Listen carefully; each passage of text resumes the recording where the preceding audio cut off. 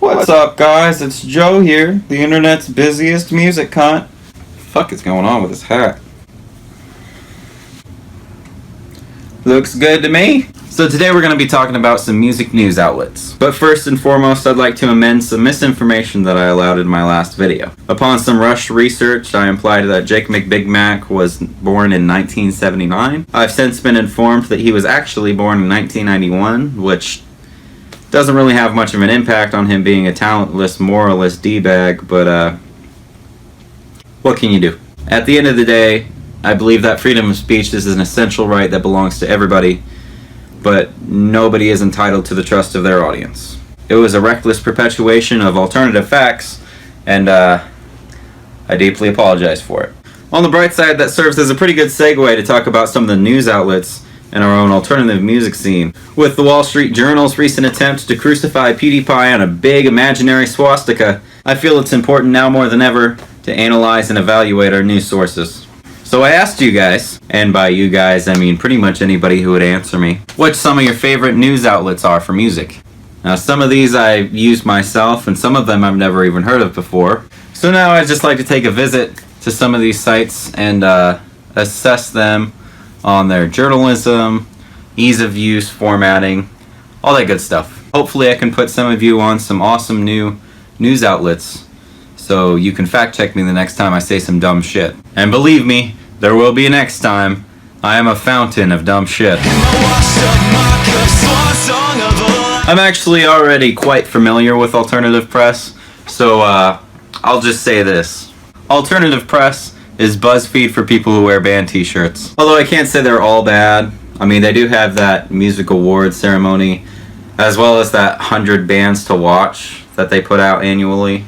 And those give some pretty decent coverage to bands that would probably not get that from anywhere else. So kudos, AP. If I wasn't allergic to clickbait, then I'd probably follow you too. Let's get right into the news. Okay, so first off, we have Strife magazine. Strife. Yeah. Good job. Alrighty. Right away I see that they have a pretty clean format here on the front page. Ooh, and instantly some really interesting news articles. I don't know if that's really totally on them, but kind of just want to stop this video and read some stories now.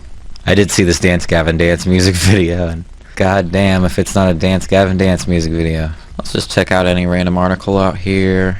Looks kind of to the point, not really expansive, but it's just kind of upfront reporting, you know. And I've seen that violence is a pretty big deal recently, especially at hardcore shows like that Code Orange. Some girl got like roundhouse kicked with steel toe boots at a Code Orange show. I know that was a few weeks ago, but I want to check out some other story up here. Watch Panic at the Disco perform LA Devotee with Will from Stranger Things. Well, that's certainly a story.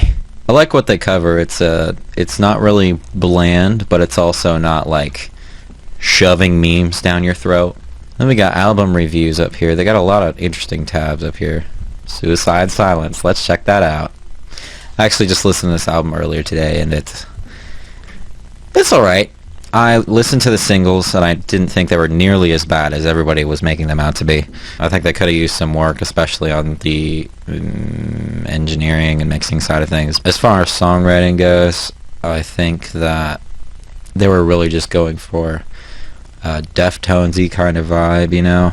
It wasn't supposed to be polished. I mean, clearly, if you go back and listen to, like, You Can't Stop Me, or really any of their previous albums, you can tell pretty easily that they know how to make like a mainstream deathcore album. And I just don't think that was really their intention with this thing. I think they wanted to go progressive, and I respect them for that. And I don't think they quite made the mark as far as like a great album, but I don't think it was too bad. Anyway, so my fear for this review is that it will just kind of jump on the bandwagon, because ever since Jared Dine said something, love you Jared, Suicide Silence has been kind of this target for the Warped community. Especially old fans are just coming back to them and listening to their new stuff, and they're just kind of like, what the fuck is this? So I'm hoping that this review is kind of fair. Our favorite bands and musicians will change their sound. It's an indisputable fact of life and of being a fan of music. That was a fantastic statement to open this review with. So I'm not going to read all this to you guys, but I definitely recommend checking out some of the album reviews on this website, because this is one of the most articulate reviews that I've really ever read about alternative music. Asya K here is clearly pretty educated in just songwriting in general, because they have a lot to say, even about specific tracks. They write just complete paragraphs. Another interesting tab that I saw up here was concert reviews. I don't know if those are like standard for news websites, because I get most of my news from like Facebook. Really, I just follow a bunch of bands on Facebook, and that's how I get my news. News about music. I not about real world. Anyway, I want to check out this A Day to Remember concert review. I guess recently they went to the Netherlands. It was their first time performing in the Netherlands since 2014. Alright, so this isn't too heavy in reading. There are a lot of like really good pictures in here. Neck Deep. I think it's really cool that they get the supporting acts as well. I know Moose Blood and Neck Deep are kind of relatively big deals, but I still think it's pretty cool. Look at that guy. He's having a good time. Devil horns, bro. Yeah, I saw A Day to Remember back in 2013 with like Of Mice and Men and Chunk No Cap and Chunk, and they fucking killed that concert. They also have a track of the day up here. Billy Talent, Amity Affliction. Yeah, a lot of these are kind of hit and miss for me. I'm not going to go through the rest of this stuff, but they also have like interviews, Escape Through Music, all sorts of other tabs. I follow these guys on Facebook actually, and I've talked to the founder a little bit. I know that recently they actually had like an interview and a giveaway with Pierce the Veil, which I think is pretty cool. Say what you want about Pierce the Veil, but I think they're amazing songwriters. So I gotta hand it to you, Strife. This is a pretty solid website. Definitely wouldn't mind coming back here if I wanted to be updated on my alternative music news. Alright, so up next we have Kerrang! I know that this is like a UK-based magazine, so this may not be the best website to judge as a news website, and I know it's geared towards the UK, so I may not be the best person to judge it, but I take a swing at it, because that's what we do over here at Swing City Studios. Man, that sounds wrong. Okay, so instantly there's a lot to digest up here on this homepage. I'm just gonna go through some of these stories. How 21 Pilots changed my life. This ought to be good. Okay, so I don't know if this is from a writer or if it's like from an editorial. Oh, okay, she's an editor at Kerrang! Okay, so this is really more of like an expository on 21 Pilots' career. I don't know what Emily was thinking when she named this article, because she doesn't really talk about her personal experience with 21 Pilots or their music like at all. Gotta appreciate the history lesson though. Love those boys in top 50 greatest pop punk albums ever. Oh, there better be a good reason for Blink-182 being on this. Oh yeah, that's my shit. Okay, the good Mayday Parade album. Hey, that's not Futures. Hey, that's not Deja Entendu. Tonight Alive, what century are you in? Hey, that's not Commit This to Memory. That's still a pretty good album though. Oh, come on, there's much better all-time low albums. I think there are better Fall Out Boy albums, but as far as pop punk goes, I'll take it. Boy! And I guess Enema of the State has to be number one. Okay, so something I've noticed after going through a bunch of these links here is that unless it's a blog or a list, you're really not going to get much content out of any of these. Although I think I get it because they probably save most of their actually written content for their magazine, which I totally get, even though physical reading material is kind of dying, but hey, it's your business. But overall, as a website, I don't know if I would rely on this as a primary source of information, just because there doesn't seem to be a whole lot of actual bulk material. There's some cool blogs and some cool lists, but as far as actual news, there just doesn't seem to be much. I gotta give you a thumbs down on this website, Kerrang! So next up is something called Hands Up Media, I guess. This is another seemingly clean ooh. just a perpetual list of stories. Well, I guess it shouldn't matter if the coverage is decent. There's that Stranger Things Panic at the Disco story again. I Miss You in the style of Enema of the State. I can't fucking get away from it. Alright, so as far as I can tell, there's not a whole lot of meat to this website, but there is a ton of stories. So it's almost like just a feed of news. Although I don't know if I would call the Devil Horns Baby ultrasound news. Report on the Word Alive performing new song. That's kind of cool. Report on an Amur video. That's how they know they're thorough. R.I.P. Amur. Ice 9 Kills are allowing fans to choose what their new song is about. Man, can it not be shit? Can it not be a scary fucking bedtime story this time? Oh, no. No, still gonna be a bedtime story. Ice 9 Kills so much.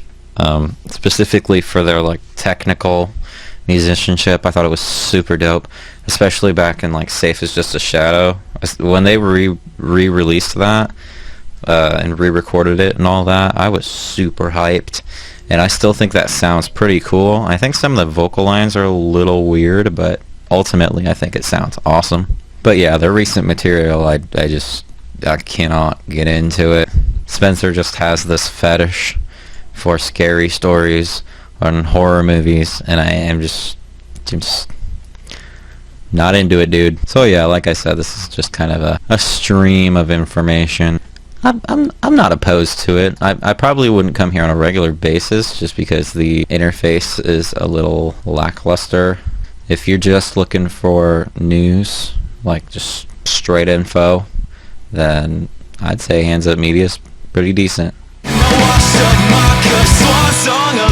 Okay, so up next is Rock Sound. I am somewhat familiar with Rock Sound. I've definitely seen some like Rock Sound videos on YouTube, I think. You know what? Did Rock Sound do those those Jared Alonji fake band interviews? Beautiful. So clearly Rock Sound has a sense of humor, and they've already got some points for me. I saw this story. Somebody's petitioning to have Simple Plan play the Scooby-Doo theme song, and it needs to happen. So I see a lot of the same stories that we've already went through. There does seem to be a good amount of live coverage. Some news websites will just like retain it all until one point in the day and then just post the stories and then be done with it for the rest of the day. Features. I'm not quite sure what these features are. Although if it's anything like the website that I write for, then it's probably just writers that don't usually write for the website but do on a irregular basis, because that's what I do for wolfsbane.co. Link in the description. Ooh, you click on the reviews tab and they have live reviews. It's something that I had really loved about Strife's website, as well as album reviews. Oh, and I love this. They have the scores like right here. You don't even have to click on the review.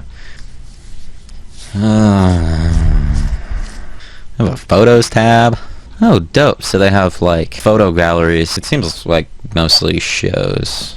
Yeah, it looks like they're all shows. Seems that a good amount of these stories are another one of those cases where they just kind of get right to the point, don't really fuck around. And I feel so bad for Brendan Urie. So I'd say I'm a pretty good fan of Rock Sound. I may come back here. Okay, so I wasn't going to do this next one. Chris Franzak from Attila actually liked my fucking post on Facebook. So I guess I should do his website. Load, you fucking bastard. Well, I was going to do Franzilla's website, but I can't seem to connect to the server. Alright, Chris. I apologize. I tried to do your website, but you gotta fix it first, buddy. So I guess this next one is called The New Fury. Alrighty. I think the background and this banner here is just a little tacky. We've got a review here of Census Fail's recent EP. A really extensive and articulate review of Colliding by Design by Acceptance. Haste the Day. Actually recorded with a producer not too long ago who recorded one of Haste the Day's earliest albums. See, my issue with this website is that they're really good at writing articles. They're just... The design of the website is just so disjointed. Why is there a sports tab? What the hell? Although I guess I can't say anything because, I mean, how many artists have really came to your city and been like, how about them Pacers? How about them Colts? How about that team from Indiana? Because I'm a fucking corn boy. I'm sorry, I don't know any sports teams. So yeah, I like the writing on this website. I like the coverage. I think it's a really cool concept. I just think that they really need to polish their presentation. And after they do that, I think that they could be really successful as a publication. And then we got something called Punk News. See, I've kind of got the same problem here. It's the presentation of it all. It's very disjointed. It's not pleasant to look at. I'm coming to realize that this is a website about, like, really underground punk. Ooh, Bad Religion. I know who they are. Short and sweet article about their upcoming UK tour. Yeah, I'm probably not the best person to review this website because it seems to be primarily about, like, deep into the punk community, which I am not. I did read some of the reviews and the stories on here, though, and I will say that the writing is pretty good. So, if you're really into that good old punk, then check it out. And next up here, we got this little website. Oh, look at that! It's a website I write for. FYI, we are looking for writers, preferably somewhere in the Midwest, but definitely feel free to apply anywhere. We've got a very passionate team, and we're always looking to bring new people on board. So yeah, guys, thank you for watching. Hopefully that puts you on some really cool news websites that you can use. And yeah, until next time, here comes that and slurp.